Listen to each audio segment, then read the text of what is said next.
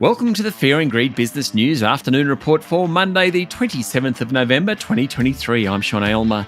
Every afternoon, we've got the 5 stories that happened today that you need to know about. Story number 1, the S&P ASX 200 closed down 0.8% today to just under 7,000 points. Of the 11 sub-indices, only the tech index rose, while the real estate, consumer discretionary and materials indices all fell sharply. It was a rough day for the big miners. Fortescue Metals Group dropped 2%. BHP was off 1.5%.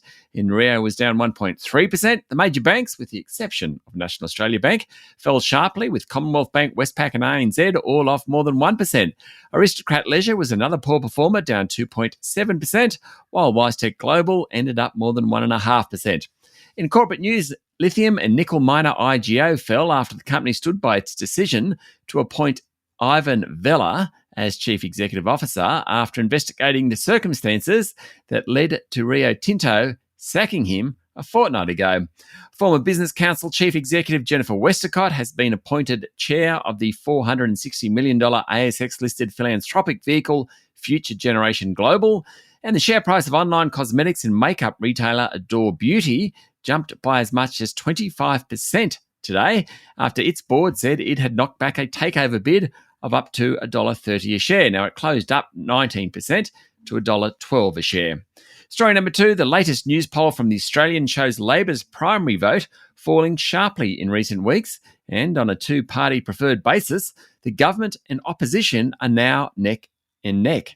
The poll shows Labor's primary vote falling to 31%, below its election result of 32.6%, as Parliament sits for the final time this year. The Coalition's primary vote has lifted a point to 38%, its highest level since the election. The 50-50 reading on a two-party preferred basis is a 4-point turnaround over the past 4 weeks. The Greens continue to poll well, while the Teal Independents remain well liked. It comes against a backdrop of 13 interest rate hikes, a cost of living crisis in some parts of the economy, the failed voice referendum, of course, and the High Court decision to overturn indefinite immigration. However, in terms of preferred leader, Prime Minister Anthony Albanese still leads opposition leader Peter Dutton.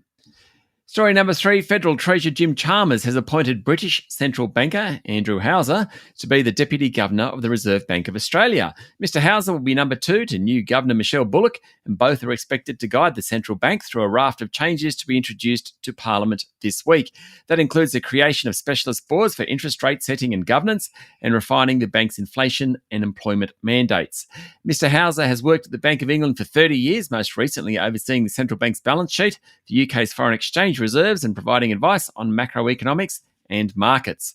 Story number 4 today, some of Australia's biggest super funds have agreed to invest nearly $30 billion into the United Kingdom for large-scale infrastructure and renewable energy over the next 4 years. The industry super funds have an investment arm, IFM Investors, and IFM has pledged nearly 20 billion Aussie dollars, or £10 billion, at the UK's Global Investment Summit. In addition, Aware Super, another of the country's biggest super funds, pledged £5 billion of investment in Britain's energy transition, affordable housing, life sciences, innovation, technology and digital infrastructure. The big Aussie super funds need to diversify their growing pots of money. Now, the British and European economies have slowed recently. The UK, in fact, may well be in recession, and the big superannuation funds have obviously identified opportunities in the region. IFM already has a portfolio of British assets, including stakes in 3 airports, a toll road, a water utility, and a telecommunications provider. Finally, story number 5, Israel and Hamas have indicated that the temporary ceasefire in Gaza could be extended beyond tonight to allow for the release of more hostages and prisoners. US President Joe Biden backed the pause, saying it's allowing for the delivery of critically needed aid to Gaza and the recovery of hostages. One of the hostages released over the past 36 hours was a 4-year-old girl, a US-Israeli dual national whose parents were killed by Hamas militants in the October 7 attack on Israel. A 4-day pause brokered by Qatar, which began on Friday, provides for Hamas to release 50 hostages in exchange for 150 Israeli-held prisoners, and for Israel to hold its fire for each day that Hamas frees 10 more captives. That's it for the afternoon report for Monday, the 27th of November, 2023. Michael Thompson and I will be back tomorrow morning with the Tuesday edition of Fear and Greed Business News. I'm Sean Aylmer. Enjoy your evening.